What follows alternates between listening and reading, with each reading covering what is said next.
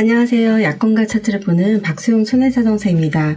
오늘은 안보험금 분쟁 중에서 성모남, 질병분류코드 C32.0에 대해서 말씀을 한번 해봐 드릴게요. 보통 안보험금 분쟁하면 어떤 것들이 분쟁이 되나요? 아니면 안보험금 분쟁이 정말 있을까요? 예, 보통 안보험금 분쟁 중에서 좀 많이 분쟁이 되는 게 어떤 거냐면요.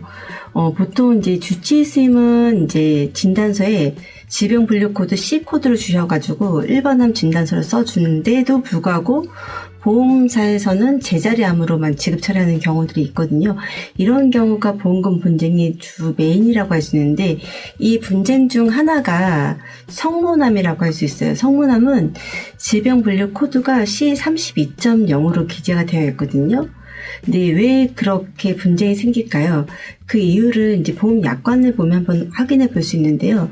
보험약관에서 말하는 암의 진단은 조직법리 검사 결과지를 기초로 해서 진단이 내려진다라고 되어 있습니다. 하지만 성모남, 후도 환자분들의 그 진단서 말고요. 조직병리 검사 결과지를 이렇게 보면 암으로 확정하기가 좀 어려운 부분들이 조금은 있거든요. 그러니까 이 침륜 여부를 정확하게 판단할 수 없는 부분들이 있습니다. 보통 저희가 이제 현장에서 만나는 환자분들이 이제 보통 만나시는 의사 선생님들은 임상의 교수님들이라고 하거든요. 근데 이 조직을 갖다 떼어내서 이 조직을 이제 병리학과로 보냅니다. 이 병리학과에서 보시는 선생님들은 그러니까 병리과 교수님들이거든요. 이 교수님들을 봤을 때는 이게 침륜이 되는지 안 되는지를 좀 표현하기가 딱 확정짓기가 좀 어려운 것들이 성모남에서 많이 존재하거든요. 그 이유가 뭘까요? 이제 성모남의 어떤 해부학적 어떤 특성 때문에 그렇거든요. 보통 이제 그 대장이라든지 위 같은 경우도 보면 그 부위가 이제 성문 부위보다 넓기 때문에 이제 조직을 깊이 좀 빼어내는데, 모든 수술을 할 때 의사 선생님들이 많이 또 걱정하는 부분 중에 하나가 천공 부분이거든요. 천공은 이제 구멍이 나는 거잖아요. 근데 이렇게 이제 성문 부분은 이 부위 자체가 더 위라든지 대장보다도 훨씬 더 얇게 슬라이스하게 추출할 수밖에 없는 그 구조입니다. 왜냐면 특히 이제 성문 뒤에는 어떤 그 기저막까지 너무 이렇게 딱 뚫어버리면 깊게 패이게 된다면 이 목소리를 내는 이제 성문은 어떤 그 핵심 구조인데, 그 구조에서 너무 많은 조직이 떼어내면 영구적인 목소리가 쉰 목소리가 난다든지, 그다음에 발성 장애가 생긴다든지 음식물 섭취에도 문제가 발생할 수가 있거든요.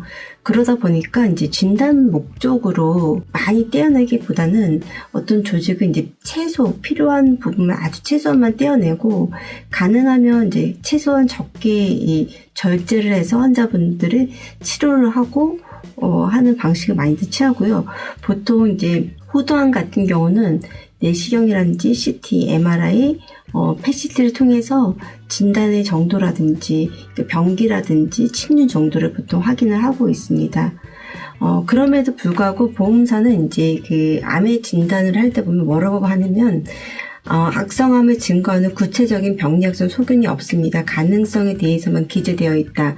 그래서 보험약관에서 명시하는 암의 진단의 정의 및 진단 확정 기준에 부합하지 않는다라고 해서 보험사에서는 일반암이 아닌 제자리암으로만 지급 처리를 하거든요.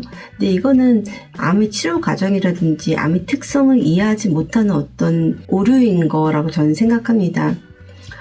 저 같은 경우도 성모남에 대해서 이제 일반암으로까지 지급 처리를 다 한 케이스가 있는데 쉽지는 않지만, 그래도 암의 특성이라든지 해부학적 구조, 여러 가지 근거, 그 다음에 판례라든지 약관을 기반으로 해서 일반암으로 지급하는 게 맞다라고 주장을 할 필요가 있다라고 생각하고, C32.0 성모남으로 진단 받으셨는데 제자리암으로만 지급 받으셨다면 소멸시효 이전이라면 다시 한번 일반암으로 트라이를 꼭 반드시 해봐야 된다라고 생각합니다.